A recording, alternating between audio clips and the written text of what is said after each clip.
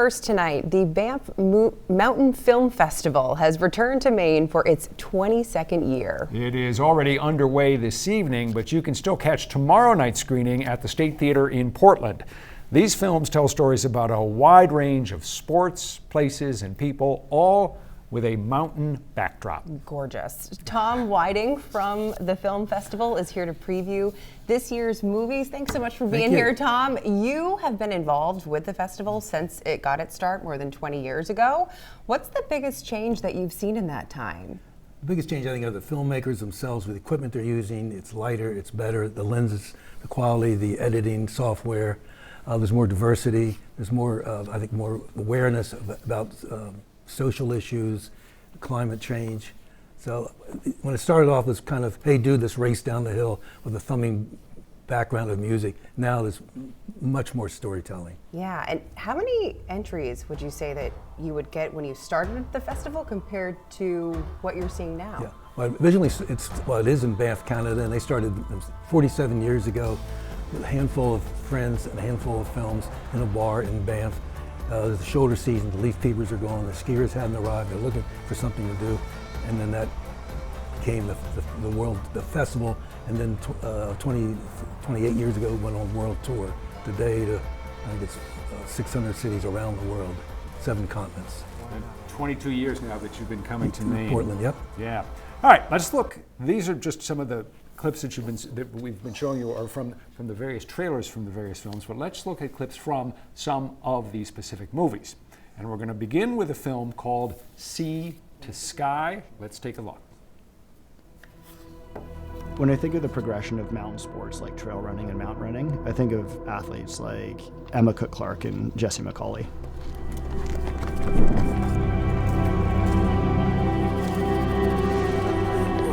To most people, the West Line is not a run. Yeah, so are you, Emma. You're flying. You're crushing this. Didn't quite get Jessie. Stunning, eh?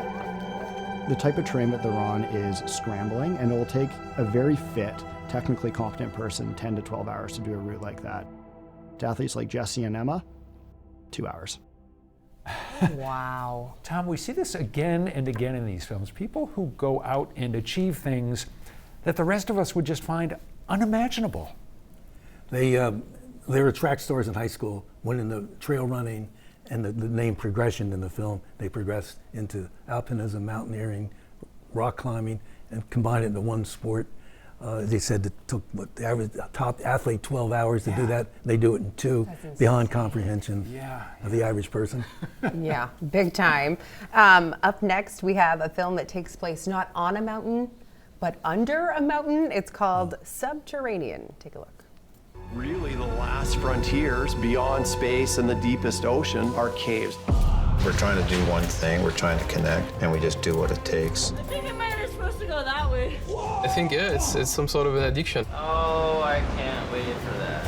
It's times like this I question why I want to spend my Saturdays like this. Shut down this cave. We are 0.5 meters short of the deepest cave in Canada. I want to dive that sump. It can't end like this.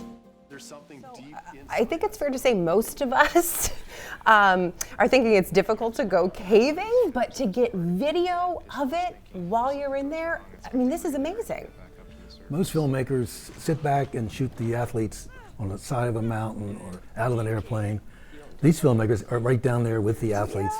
They sleep with the cameras to keep them warm and keep the dirt off. They still get dirty, and they have to lick the dirt off the lenses. Oh my gosh. But they're going through the same caves, same tunnel, same risk as the cavers, the other cavers. Sam's not going to be doing any caving this No. weekend. Neither am I. One more clip. This is from a film called 2.4, and it will make you think differently about family activities. To be honest, this is definitely the biggest challenge we've undertaken as a family.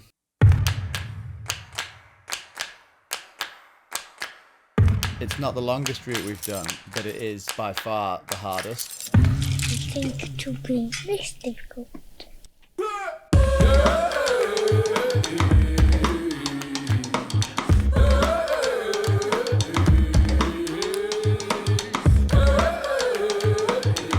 Nice job.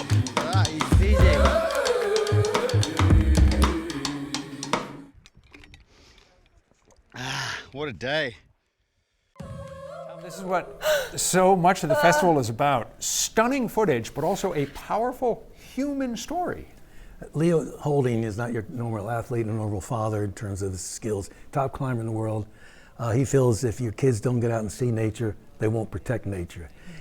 I heard him speak at Banff, and he was asked, is this fair to put his children under that? He says, I'm not going to risk my children. I know what I'm doing.